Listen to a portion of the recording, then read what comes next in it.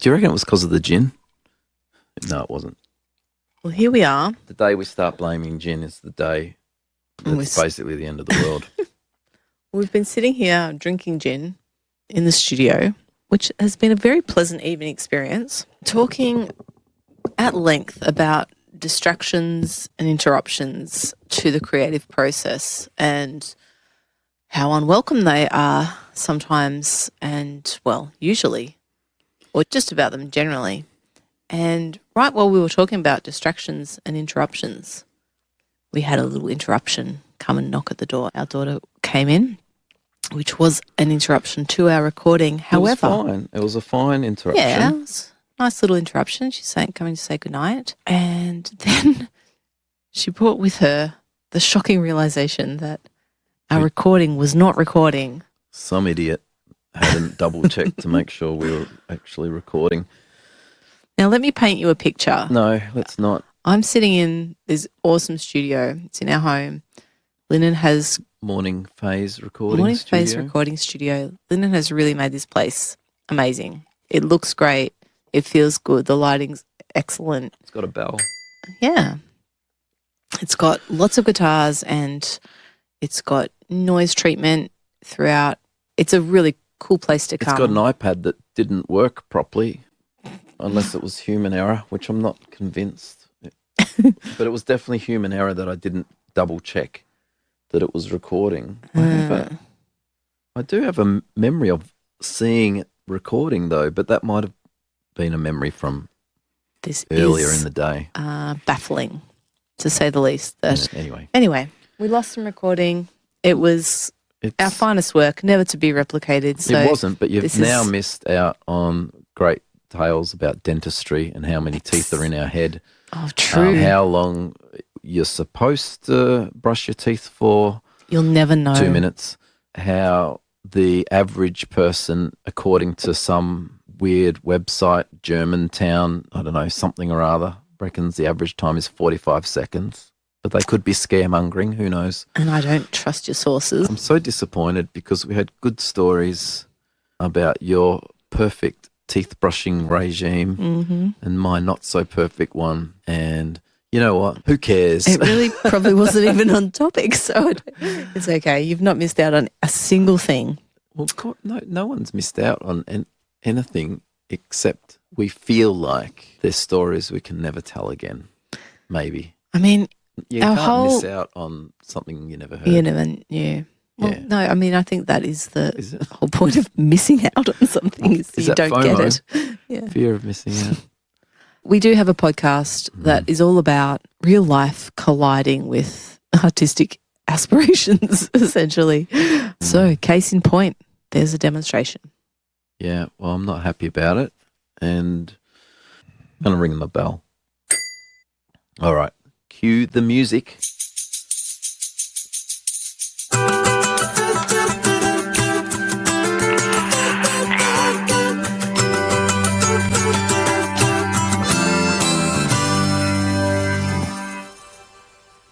Welcome to the podcast. You're listening to Pain in the Arts with Lyndon and Brea. You want to introduce yourself, Brea? Hi, I'm Brea. I did it for you, so you didn't have to. Why are you introducing yourself? The podcast where the pursuit of meaningful art meets the predictable demands of real life. Maybe I'll read that again. The podcast where the pursuit of meaningful art meets the unpredictable demands of real life. What's it actually say on the podcast art? It says, Pain in the Arts, triumph in the face of absurdity. That is true. Not that we're trying to create absurdness. No, we've got enough absurdity. We're trying to create a little bit of triumph.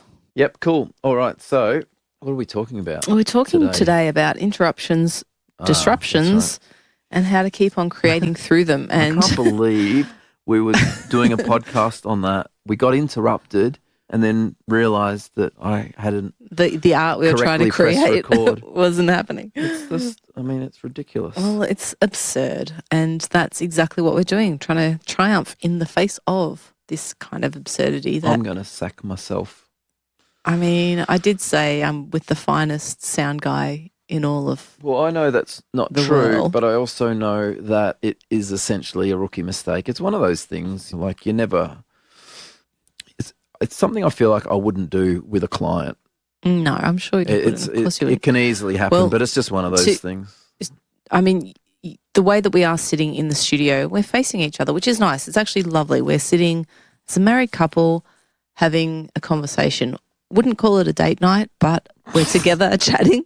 But Lyndon actually has far to, from a because date of where I am on the couch, Lyndon has to have his back to his usual mixing desk and all of the weird and wonderful buttons and so You on don't that have to make are going excuses on for me there. because I can just turn and look and see Well, you that there's a. But see, I'm couple of audio directly waves there. looking at it, and I mean, I can see those audio waves now. Now that I'm looking at them, I can see them, but I Anyway. really didn't notice their absence earlier. It's just, I guess, it happening during this particular podcast it's not ironic. It's probably the wrong use of the word. It's just Unfortunate. And what would be unfortunate at any occasion, in this instance, it was, I don't know. I mean, you couldn't it's couldn't have nearly like written it. making a point. Yeah. Because we were, I know maybe you already said this, but we were interrupted, which is generally not a good thing at any time for anyone. No one wants to be interrupted. But then there is good interruptions, and we didn't mind that interruption, but it turned out to be fortuitous anyway, because it's what made me realise that up until that point, nothing had been recorded. I don't think I can labour the point anymore, but I will. No, I won't. That's enough. And so then, just to recap, you wanted us to do, like, you were going to count down and just say I the just first. had a little exercise for us. Yes. But we don't, I mean, We'll do it again. That's let's do it. fine. We Even know though we know what each other's answers are going to be, but our listeners don't. So this is the mystery question. What is the biggest disruption to the creative life? And we're both going to answer. We're going to count down from 3 and we'll both say our biggest disruption. Hang on. So this time you said to the creative life like a universal thing, but it's meant to be Just to us. individually. Yeah. Just what, has interrupted the flow of like getting our projects done and getting a good creative practice happening. Yeah, what sort of is our biggest preventative thing of that interrupts it day to day, I suppose, and over the course of, the last however many years. Mm-hmm. So, should we do it? We're going to do it again. 3, Okay. 2, 1. Marriage. Kids. That's not what you said last time. Glad you surprised me. It's dangerous, me saying marriage, because it's like when someone says, hey, never go to that restaurant, worst restaurant ever, and they name the restaurant, and the next time you see it, you go, oh, I remember someone mentioned this restaurant, it must be good. So that's a dangerous thing if I jokingly say marriage, but it somehow lodges in your somewhere in your brain. Oh, he's so glad he got married. It's like the times you wake up and you're upset with me because I did something horrible to you in your dream. That's right. And I And it's like, insist that was on in an your apology. dream. It actually didn't happen in real life. But hang on, this is what you just said in real life. So Yeah, well, that's what I mean. but we were actually talking before we were interrupted by the fact that we weren't talking to anyone other we than had ourselves. half a podcast. We're talking about how you're like getting married, having kids was a little bit at odds with the kind of dream career of being a working musician and putting out albums and so on. Well, fair to say, as a young person, when I knew that I was going to pursue music, I didn't think anything through beyond. I mean, and now that I see Now I sense how a our theme. kids have kind of gone about things, I mean, you can't really. I mean, maybe some people can, but some people can. But We're not those people. I wasn't thinking about how I would do it, what I needed to do. All I knew was, I found something that I want to do for the rest of my life, and I'd love to get married too. And I think naturally I'm going to have kids, and that'll be awesome.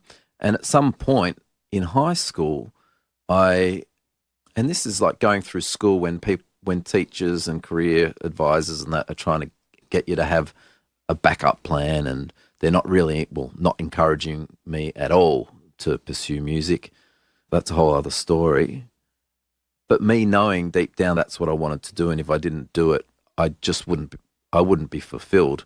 So somewhere, even knowing that and being convicted of that, I actually do remember going, right, first I want to get married and have kids. And it was nearly like I actually didn't want to have a career and not have these other things. Mm. And you have no idea either that you don't really realize like what it costs you and what it takes like No. to have a family. And I know that there'll be people, friends of ours, that would say that I've done it, but like, what was that an alarm That for? is another distraction. Yeah, it was a distraction, but what's An it for? interruption. Well, our dinner's actually ready in the oven. I bet you it's not. Should we? Probably needs to be flipped and turned. And Probably. wow. Hang on, but what's the difference between an interruption and a disruption? Yes. Disruption. I don't know. We could probably have a good conversation about that and I'll finish. get out the I'll finish my thought. What was it? What was my thought that I was on? I don't know, What but you have sentence? pretty much just said to your wife that marriage has been the biggest disruption to your awesome career. No, I haven't so said that. keep digging. I haven't said that. No, I know. And this is what I was saying before about that I ran a risk in even saying marriage as a joke because now it's left a bad taste in your mouth. No. When we were doing this before, what my real answer was, which I haven't Yeah. even said again yet. But I am also explaining that in what I was saying was how I actually really wanted to get married and have a family, but somehow you didn't get that takeaway. I did. I know. I'm having dinner. You're hungry. Hangry. Yes. Yes. And we're back from our TV dinner. Would you say that was a positive interruption or a bad interruption? I think it's certainly a necessary one. I was starving. I was getting grumpy. But yes, I think a good distraction. So I was thinking about this while we were eating. Mm. What would be an absolutely necessary distraction? Because I was thinking that for me, the best way to ensure I'm not distracted is to commit to the space I'm in and not leave the room. So like if I view the studio as right, I'm in here now, it's a sacred space. I'm not going to allow any distractions. That's probably my best bet. But it made me think, well, what would be distractions that I would go, all right, no, I need to know about that. Right. Yeah. Like I would want to know about that because, and I'm thinking out loud at the moment because I haven't gotten past like what they would be, but I imagine there'd be very few. There'd be very few. Yeah. And like if obviously the first one that comes to mind would be a sick family member or an accident. Is that the first thing you thought of? Yeah, totally. And it's like, well, so what do? Do you have your phone in your pocket just on silent mode? You know, you can't even do that because what if like some random will ring and you won't know until you take the phone out of your pocket. That is true. So like so what How are do the you strategies? Or is it a numbers game? You just go, well, the odds of that happening are, it's probably remote. It's at the moment for me, like I've had my phone on silent for 25 years. I'm getting probably 5 or 6 calls a day that are they're not scammers. Well, some of them are, but it's just some recorded message, something I'm not interested in, or it's just silence. So I'm nearly being trained to not even answer the phone. Yeah. Well, I think you and I probably almost sit on opposite ends of the phone answering spectrum there, I guess, because I have my phone with me literally all the time. And I think that, the reason that I do that is because I feel that I would hate to miss if like the kid's school called or something like that. I need to know about it immediately. Like anytime our youngest is not immediately around me, I definitely feel like I need the phone with me so that if something happens, one of her carers, someone from school or something calls me, that I know and I'm able to deal with it at that time. So I just about feel like it's a lifeline for her. And just for context, I know we haven't really gone into this a lot, but our youngest has got some complex needs. So, yeah, it is more urgent than usual that I'm there. But so, yeah, I'm never without it. So those distractions, they come a lot because fast. they do. But they you're really better do. equipped to deal with them. And also, like, as much as you say we're on opposite sides of the phone Phone answering spectrum. It's a new spectrum. I've just created it. You've afforded me that luxury. Do you know what I mean? Like, if you weren't doing that, or you weren't willing to do that, or if I was like a single parent, then I'd have to do that. So to do that, because you do it, I don't need to. I mean, I can find hundreds of ways to distract myself anyways. I'm not blaming it on the phone. Spectrum of the phone. No, but in terms of the question of what would be a distraction that I absolutely would want. So it would literally be me walking down from my office, which is upstairs, to your studio down here. Yeah. And knocking on your door and saying, hey, there's a phone call we need to both deal with right now. Pretty much. Yeah. Yeah. Yeah, I can't think of anything. Like, really, I should be able to just come in here, close the doors, and go, if I get distracted, it's me distracting myself. Yeah. You know, so like I should just turn off the internet. Well, look at this. We've just created you a whole distraction-free space and time. Yeah. It's good. I know. It does sound doable, doesn't it? I mean, I think sometimes what happens is you sit down to do your creative work and the litany of things just starts up in your mind, like, got to not forget to call that person, pay that bill, do that thing, all of those things. So there's always distractions. They're always pressing in on you.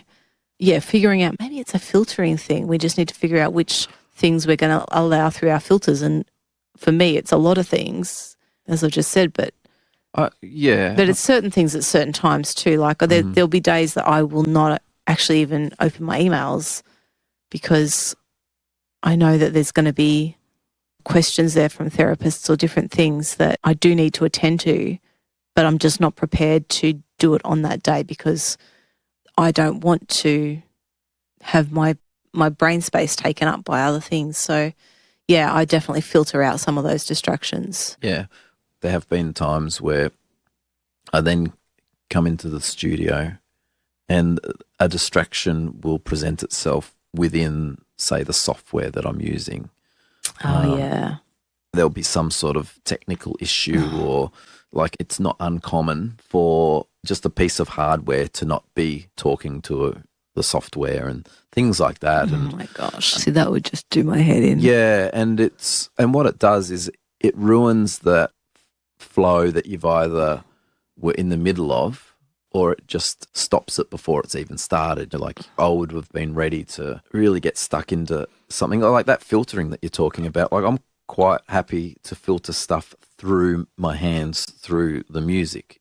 I don't need to sort of do any mindfulness necessarily to go, right, now I've cleared my head of stuff. The music does that for me. But like if I can't actually start because there's some technical thing I've got to solve, then some days my brain isn't even in the right state to fix a problem, which is why I have lots of compiled little notebooks and things on basically what to do when something's not working. Yeah. Because sometimes these things happen once a year, but you don't want it to happen at a crucial time or whatever. Sometimes there's distractions within the work itself. And it's probably part and parcel of when you're running a boutique studio. Well, I mean, that's just, like you're saying that, like, as I said, that would just do my head in. I would go nuts trying to problem solve all of that equipment just in order to start the work. I think that would really be awful. And I think, maybe that's the difference in what we do, because all I do need is a word processing thing. Yeah, but then you still have your technical issues where you I ring do me every so often. and I feel the vibrations because my phone is on silent. So come upstairs, Or I see it, it'll be on the desk or something. And be my tech support for the day. and you'll be like, how do I know. attach a link into this email or something like that? So you still got your... I do have technical things sometimes. For and sure. they frustrate you. They do, but usually they're not often going to prevent me from doing the creative part of the work. They're often more operational, linking something or, sometimes they are. If I can't record a walkthrough video or something like that it is stopping my workflow. But in terms of just doing the writing, I can always write. That's, I think, the good thing. And sometimes I'll just sit there and write my way into the headspace and write my way through all the blocks and the distractions. And that's the best way to get into it for me, to filter out those things and to stop thinking about all the unanswered emails and all the undone things and the fact that there's 14 piles of washing in the laundry and things like that.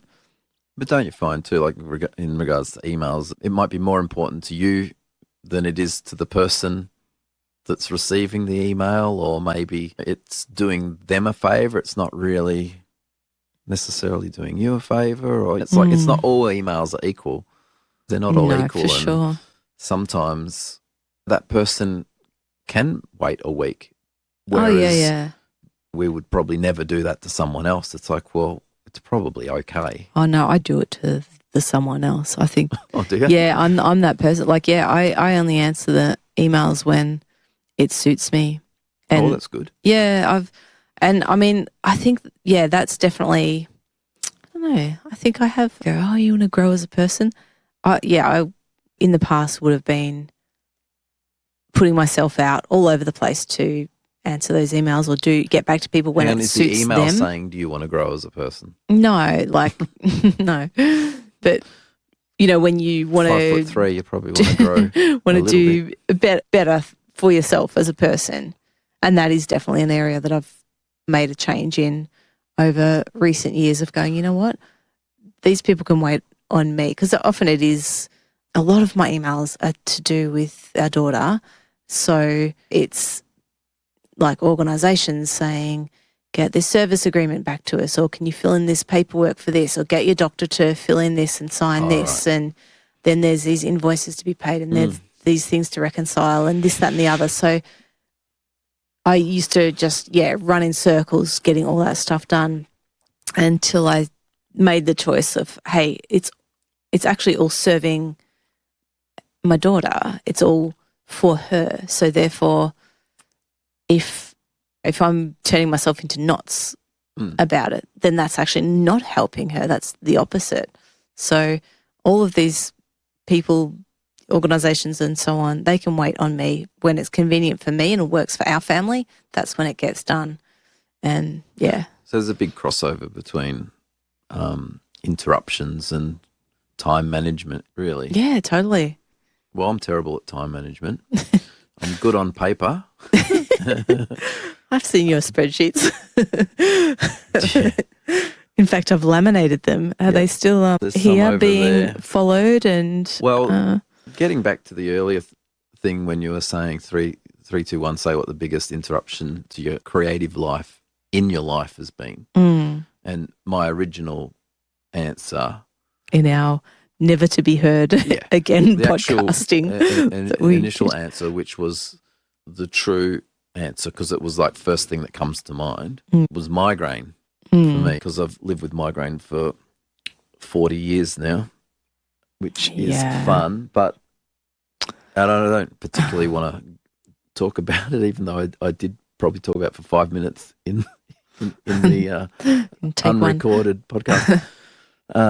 But that's why I've got those sheets that you laminated. It's so that if I'm in here and I have to work under duress, that I can just look at those short little instructions I've given to myself so that I know what things I need to do in order to get up and running, basically.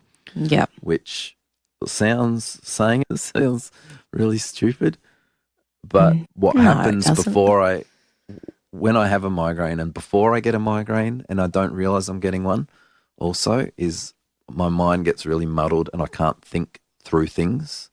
So even the most sort of simple thing, I mean, I can still pick up a guitar and play a guitar. Won't be the best thing for me to do, but I can still do things. I can still make myself a cup of tea. If I've got a lot of pain and actually having a migraine attack, I can't. But like if I'm, at the point in which my brain is all being muddled, which, like I say, can happen. What's happening now can happen before I even realise that I'm getting a migraine. Yeah. And then that's when I need to use the cards, or if I know that I've just been coming out of having a lot of pain and I've treated it with medication and whatnot, I would probably still need the cards to look at.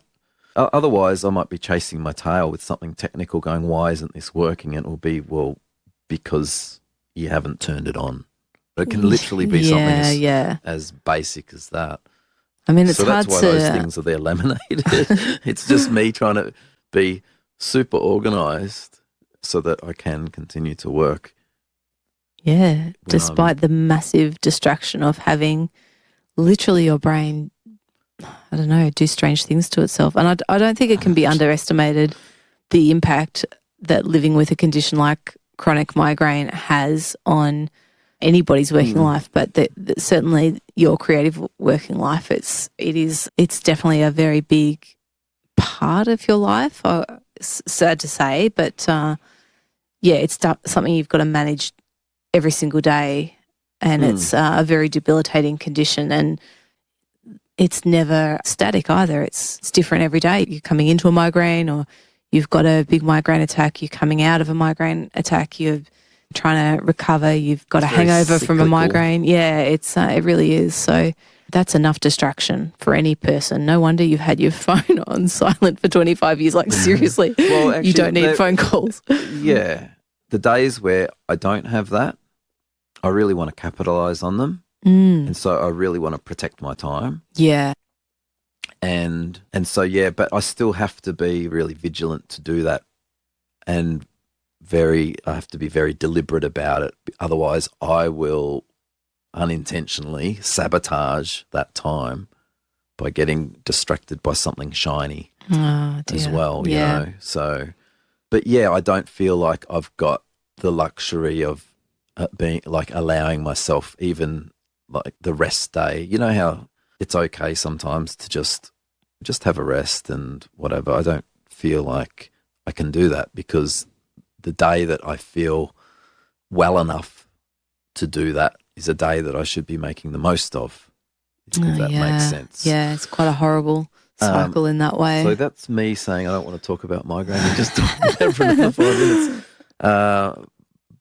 But I mean, look, that is a distraction that affects me, and then affects how I handle other distractions and disruptions and all that sort of stuff. So I don't know, it just seems like intent and routine are very positive things for me when I can make those things happen. That's my best bet against being interrupted, basically. Yeah. Being a little bit selfish, and having been a people pleaser for many years, it is not like putting myself first in that sort of situation is not natural. Whereas if I'm dishing up chocolate cake for everyone, I can easily put myself first and give myself a bigger slice. I can be very selfish. Good on you. Yay.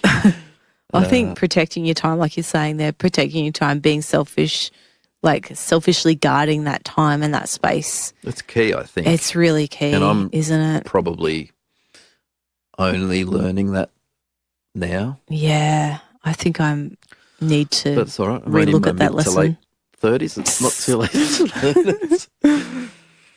Oh, okay. Well, I've got a game for you. Okay, getting me back. When I say game, I made it up, so it's probably not that much of a game. No, not getting you back. But this is a game called Order This List. No.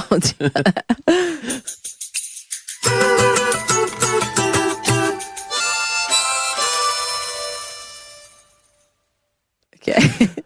Just so, all right. Hit me. I'm going to give you 5 things Yep. in no particular order. Should I be writing You'll these down need so to I can write this remember them? down. Okay. And especially because so that you can't change your answer. Oh, dear. Okay. All right. Order this list. Okay. Number 1, Lord of the Rings. Okay. Number 2, Red Hot Chili Peppers. Number 3, cooking. Bottom. I've put it in there. There's a reason I've put it in there. Number 4, children. Just any children or some your children. specific? Okay. Let's say your children. Okay, and my children. And my children. Okay. Okay. Are you doing your order? Yeah. Okay. You need the 5th one? Yeah. Me. Okay. So as soon as I said me, my shoulder ached a lot. It's like really aching. Probably some Eastern wisdom in why my shoulder's aching. So when you say order this list, With 1 being at the top and 5 is the bottom. and is it like my favorite things, or is it things I'd say from a burning building, or what is it? It's the order of, I don't know, like what's special to you. Oh dear. The most special, the most precious. My precious. Well, you've made it tricky if you've put both our kids and yourself in the list, because That's right. you're trying to get me in trouble with someone. Well, the kids won't listen to this, so you can't get in trouble with them. What is this? What's most important to me? Okay, cooking's number 5. I'm not the best at cooking. I do it, and sometimes I do it okay. Definitely not my. There was deafening silence from me, but that's only because I was just looking at the list I gave you. Yeah, no, I'm you're- used to your deafening silence about my cooking skills. Your cooking is fine, and the cooking has been good, and it's improved from day 1. Oh, the only way was up. Really, I could not have gotten worse. Oh, I'll dear. never forget Between- your dad telling me, your dad who loves you very much, he's very proud of you. For whatever reason, pulled me aside one day in their kitchen maybe and said, my only regret with Briellen is that I didn't get her to spend more time in the kitchen. And I'm not even sure why he said it or where it came from. But yeah, I think he just knew what a terrible cook I was. I don't know. May have been that you just expressed to him how much you hated cooking. I don't really know. It was a long time ago, but I've never. Yeah, no, that. I came into the marriage with 0 cooking skills and promptly burnt out the bottoms of all of our non-stick cookware that we'd gotten for our wedding presents, ruined every spatula and so on, and eventually learnt how to boil water. I don't know. It was, yeah, no, pretty bad. But you've no, got your 6 I that do you my kind of do my rotation of meals. It's all right. I do a mean roast. Pretty Well, good you were at a much roast. better at getting dinner on time where the kids were involved. Well, 'Cause that I'd be is home at true. weird That's true. times. Your meals are much tastier and more creative and nicer. But there was a point when I think our eldest was about 4 years old, 4 or 5, and it was getting to that time of we were eating together all as a family rather than it being me preparing the children's meals for 5 o'clock and then us eating at 8 or 9 o'clock when they were asleep in bed. And I said, all right, we're having family dinner time. Dinner has to be on the table at 6 o'clock and that's it. And then I took over the cooking and did it for the next decade and a half. So I think I did all right. And more recently, though, it's been nice having you in the kitchen doing more meals because they are, as I said, tastier. This game has taken a horrible turn. I'm full of regret right now. Just get on with All your right. list and stop. Well, obviously at the top of the list, I mean, you and the children, you have to come tie as a all right. first. Put me Number second. 1. Put me second. I know No. where I sit. Well, no, you've all 5 of you are my Actually, I put family. cooking in that list because I knew at least then I wouldn't be number 5. You could put me at 4. No, you and the children are number 1. I do love Lord of the Rings and the Red Hot Chili Peppers, my favourite band. Yeah, but You did know, they- at the moment, I'm watching The Rings of Power, season 2. why are you whispering? because I'm just actually starting to wonder what day is it and when's the next episode. I think it's tomorrow. Ooh, exciting. I'm going to put Lord of the Rings ahead of the Chili Peppers just simply because I'm into it right now. So there we go. Well, I think That Lord can of the be Rings is probably more of a 2, classic than 3. Red Hot Chili Peppers. Yeah. But, nothing can help you rage clean like listening to the Chili Peppers. What about listening to Rage Against the Machine? You could rage. You could certainly proper rage rage clean clean. with that too. Yeah. Very good. That's All the right. order. Done. Not bad. Now, this week I was going to get cracking on the theme for this show, which obviously by now the theme will be playing. But I haven't written, In I haven't magic written it or editing recorded land. it yet. Yeah. And I was really wanting to do it this week, but it's not going to happen because today is Wednesday, and I just think I'm not going to. I mean, it's not going to get finished this week. Let's put it that way, because I'm off to Tassie, and so the next time we meet, I will be back, hopefully, alive. Having explored caves and climbed mountains and so on and so forth. Something like that. Yeah. Yep. Met the locals. Bring our boy back safe and sound, please. What are you going to do while I'm away? I'm going to hold the fort, look after our daughter, probably eat lots of 2-minute noodles or non-meals, things like cereal and a bit of fruit. You're not a teenage boy. I live like a teenage boy when I don't have a family to cook for. Yeah, it is hard. It is harder, but there is something. You've got all the fresh veggies and stuff outside now. do. Well, it's all leafy bollocks. We are growing some lovely leafy greens in Yeah, our it's veggie like patch. If you could choose the most boring things to eat that you can grow, No, they're my favourites. That's why I no planted them all. I'm picking the seedlings next time so I can have some real food. You can. You can pick them and I'm going to grow a chop. you did say no to chickens, me having chickens. Yeah. So no chop for you. So yeah, I'm just going to be working, looking after the remaining kids at home. And yeah, actually I suppose I do have some cooking to do. Everyone else needs to eat. The others need to eat as well. Yeah. Well, thanks for listening to Pain in the Arts. We'll be back next week. You can support the show on Patreon. Just go to patreon.com/Pain in the Arts Life, or you could just search for Pain in the Arts. You can visit our website, paininthearts.life, and there's some blogs up there. You can also follow the show on your podcast platform of choice, and that way you'll be alerted to when a new episode is out. Until next time. Thanks for listening. Yeah. Bye.